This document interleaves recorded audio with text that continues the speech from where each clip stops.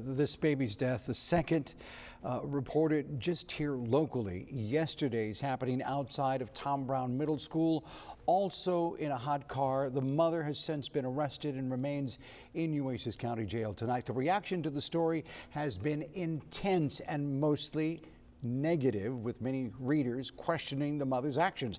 Our Brian Burns looked into this and asked, how do parents deal with this kind of backlash? He talked with a mother in a different city whose daughter died a few years ago in a hot car. Brian? That's right, Rudy. A very tough situation even to talk to this woman about. We wanted to know how a family handles such a tragedy, especially then when they're exposed to hundreds of negative comments and accusations on social media. We talked with Angela Jones in Arizona, who lost a 3-year-old daughter named Charlie. He brought all 3 girls in the car with him, dropped the older 2 off at school, and came back home with Charlie in the car seat in the back of our truck. And when he pulled into our driveway, he didn't realize that she was still in the back seat when he got out of the car, because normally she would not be there. 3-year-old Charlotte, Charlie for short, sadly lost her life back in 2019. The grief for both parents was hard to bear.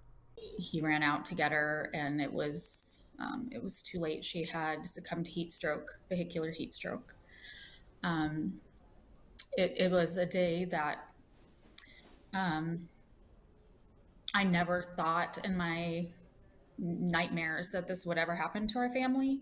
Besides overwhelming guilt, the Jones family had to endure negative comments on social media posts about the tragedy.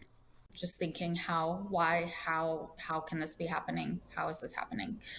And we were able to survive through these lives. We're coming up on 5 years. September 3rd will be 5 years. By all the support that we've had. She says all it took was a change of routine that made her husband forget and led to the tragedy.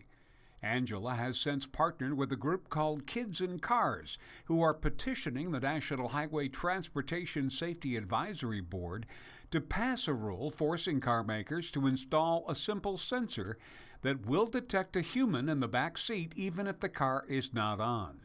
We asked Angela what she would tell a parent who has suffered the loss of a child like this. I tell them, I would say, just remember that you have a huge support system, to not listen to those that are judgmental, because they just don't understand.